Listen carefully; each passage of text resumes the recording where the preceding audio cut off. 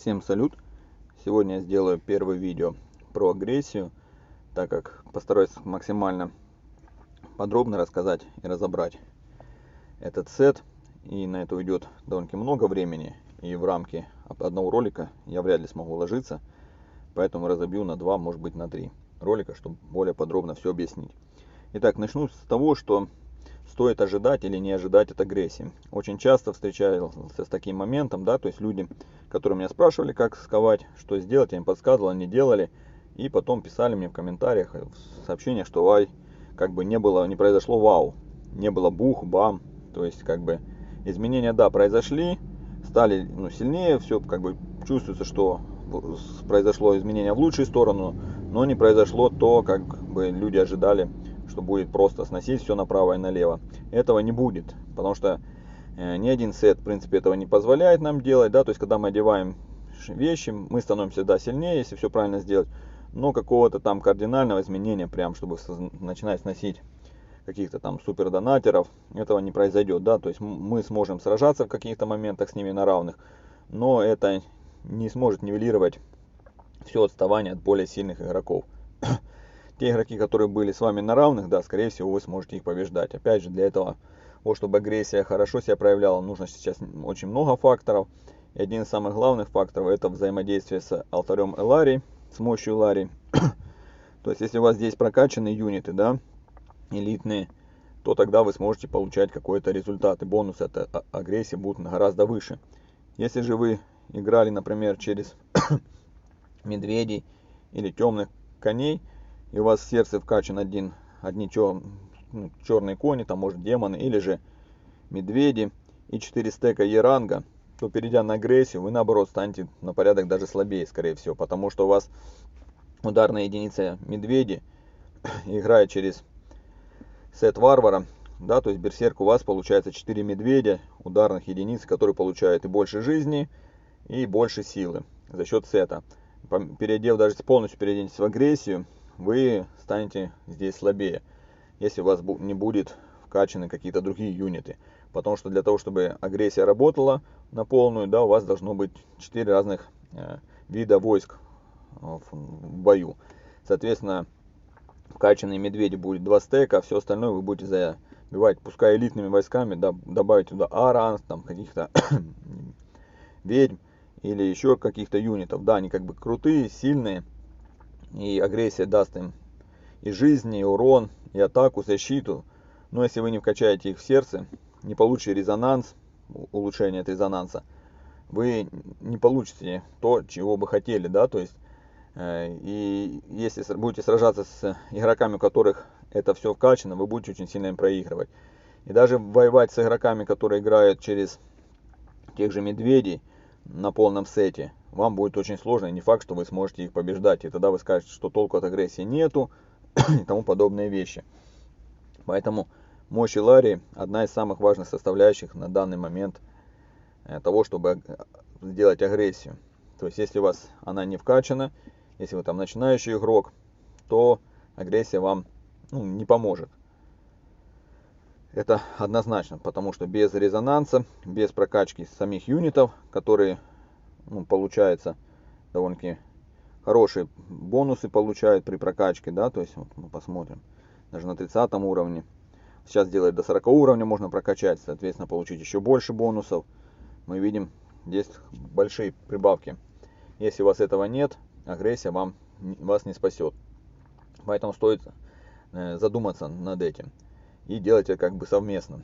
Но если начинать агрессию делать потихоньку, да, то есть для простых игроков, которые играют с минимальным донатом, сделать ее прямо здесь и сейчас сложно, нужно будет долго времени копить, соответственно, вы сможете прокачать и мощь Элари, и нужно планировать, какими войсками вы будете играть, какой фракцией, да, опять же, фракция очень важна, так как разные юниты к разным фракциям относятся, и поэтому у вас будут разные стоять войска, и нужно смотреть, кем вы хотите играть, качать эту фракцию, качать войска из этой фракции в мощи Элари, и, соответственно, уже потом выставлять их и под это дело одевать агрессию. Тогда у вас будет все работать более-менее как надо. Вот такой момент. как можно начинать агрессию ковать, да, то есть, в принципе, можно начать, если у вас, вы играете, к примеру, через медведя, да, сейчас большинство переходят с медведя, 2 седьмых шмотки у вас и 4 сетовых. Можно убрать 2 сетовых шмотки и одеть 2 агрессии. Да, казалось бы, вы теряете 30% силы, но если вы переходите на агрессию, да, нужно начинать на агрессию. И, соответственно, очень популярная вот такая сборка, да. Сейчас вы многие с ней сталкивались, многие психуют из-за этих ледяных лордов, медуз. Лорды замораживают, не дают войскам, снижают скорость хода, скорость атаки, вернее, и дальность похода. Соответственно, медузы стреляют, коренят всех, и медведи, которые там, казалось бы, по своим статам порой даже выше у них и жизни, и атака может быть, чем у тех же медуз. Но за счет того, что лорды заморозили, снизили атаку, скорость атаки, медузы всех закоренили, ваш герой магией ударил, и игроки так побеждают. То здесь уже, если вы хотите переходить на агрессию, думаете, соответственно, начинаете качать юнитов в мощи Ларри. В данном случае стоит, пожалуй, качать именно медуз, как основную ударную единицу на вас будет. Соответственно, вы прокачаете медуз в Эларии, они получат там бонусы и от резонанса, и усилятся сами. Соответственно, можно одеть 2 вещи агрессии, и она даст, там написано, 20% к атаке и к защите. Что мы имеем? По факту, эти 20% атаки и защите в единицах вы где-то увидите, ну, зависимо от того, как вы прокачаны, насколько вы сильно прокачаны. Это будет плюс-минус от 9 до 12 где-то прибавка в атаке и в защите. Ну, в среднем это 10-11 у тех же медуз будет повыситься атака и защита. Казалось бы, мизер. Но учитывая то, что в такой сборке от сета варвара или того же берсерка, вернее, малины, как он там называется, все забыл, багрянец, да, то есть от этого сета вы тоже не будете получать никакого вообще прироста, да, так как у вас все войска стоят и воюют, которые не получают с этого бонусов. Соответственно, прибавка 11 к атаке и к защите в данном случае гораздо лучше, чем ничего. Ну, то есть мелочь, а приятно. Соответственно, можно убрать 2 вещи и вставить 2 вещи агрессии. По поводу того, как стоит ковать или и плюсовать, смотрите, резонанс, он дает не очень много. Да, там 5 и 10%. Гораздо больше плюса идет от того, что когда вы плюсуете, да, бонусов, от того, что вы увеличиваете сами статы, да, которые вы вставляете. Но так как вы поставите 2 вещи, 2 сетовых, вы можете оставить 7 свои, в которые вставлены уже статы, которые у вас, скорее всего, уже плюс 10 сделаны. Соответственно, потом, когда вы сделаете еще 2 вещи, да, будет 4, можно полностью заменить сет того же варвара, и будет у вас 2 седьмых вещи и 4 с агрессией. Да, не плюсованы, вы потеряете резонанса немного, но это не такой большой минус, так как у вас в седьмых вещах вставлены статы ваших героев или же каких-то войск. Соответственно, возможно, тех же медведей, да, их можно не обязательно от них отказываться при агрессии. В дальнейшем будет. Соответственно, играя этой сборкой, которую я показывал, у вас получится, что геройские статы в плюсе, соответственно, вы теряете только резонанс. Это не такой большой урон там или защиты, который там, ну, вы можете посмотреть, сколько дает вам резонанс сейчас, и поймете, что это не так критично. Зато вы выкуете 4 вещи, соберете материал еще на 2 вещи и сделаете когда 6 вещей. Вот после того, как сделаете 6 вещей, есть смысл уже тогда плюсовать, потому что вы вставите уже значения из седьмых вещей своих, достаете и вставляете уже в агрессию те или иные показатели, да, которые вам нужно будет геройские. Тут уже вариантов много, мы их в следующем видео рассмотрим, что вставлять, что лучше, что хуже. Тут же каждый для себя решает. Вот, поэтому такие вот моменты. Здесь вот вставлены такие вот статы на всех героев. Но это тоже более дорогой вариант, его тоже рассмотрим. Так вот, когда вы уже соберете 6 вещей, вот тогда есть смысл плюсовать. Делать плюс 5, потом смотреть, где ваш статы вставлены вашего основного героя. эту вещь делать плюс 10 первой, потом смотреть, где вставлены второго героя или же каких-то юнитов, которыми вы воюете, да, основных. Эту вещь тоже плюсовать до плюс 10. Так как выковать вещь и сделать ее плюс 10 уходит одинаково ресурсов, имейте на это в виду. Поэтому считается все очень просто, сколько нужного материала, сколько нужно ресурсов. Смотрите, да, сколько стоит выковать вещь и умножайте на 2. Вот будет столько стоить, чтобы выковать и сделать ее плюс 10. Где брать материалы? Вот. Это для того, чтобы вставлять свойства. У нас есть охота. Также второй способ — это крутить дракона. У дракона есть материалы, и из них достаете именно на то, чтобы вставить. Для того, чтобы выковать, самый распространенный и лучший способ — это рыбалка. За одну рыбалку можно, не вкладывая прям колоссальных денег, нужно будет много золота. Соответственно, чтобы побольше по скидке брать ресурсов, вы можете полностью или выковать всю агрессию, или же сделать ее, соответственно, плюс 10. Да, это как бы займет много времени, саму рыбалку нужно много раз ходить, но это реально. И не нужно там, это не будет стоить там сотен долларов. Также в рыбалке, вернее, брать материалы из дракона, чтобы улучшать или ковать, я бы не рекомендовал. Лучше их тратить на то, чтобы вставить. Еще нужно не забывать один момент важный, что очень много нужно будет аметиста. Его будет очень много. И многие сталкиваются с тем, что вот не посчитав, сколько нужно аметиста, получается такой момент, что вы в рыбалке наловили всех нужных ингредиентов, да, а плюс 10 или выковать не можете, потому что заканчивается именно аметист.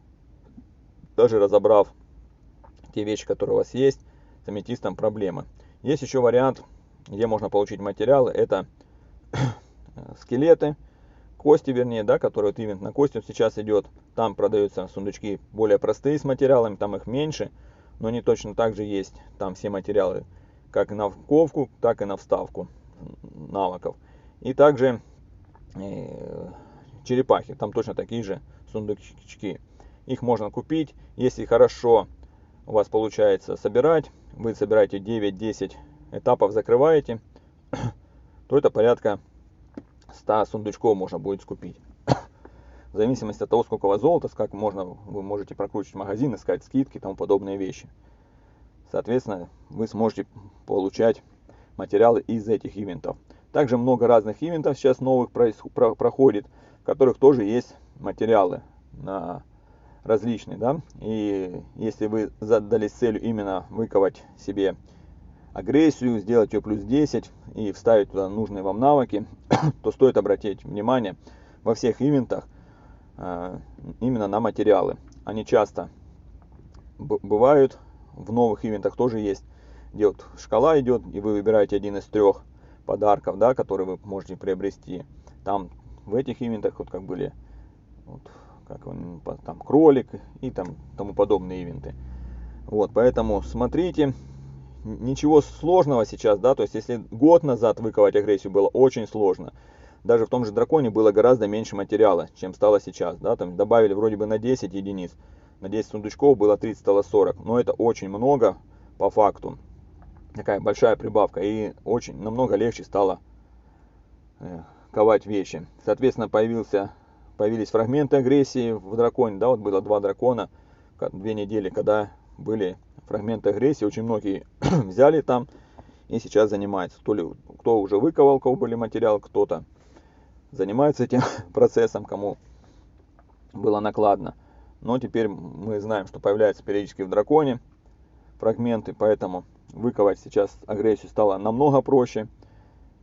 Возможно, нас ждет какой-то новый шмот, но это только мои догадки, так как часто до этого, когда сделали берсерк или другие сетовые вещи, да, более доступными, появилась агрессия, так и сейчас.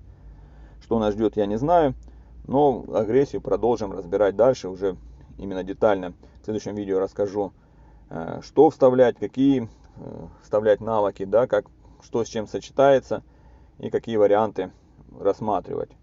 Что ставить в первую очередь, что можно потом ставить.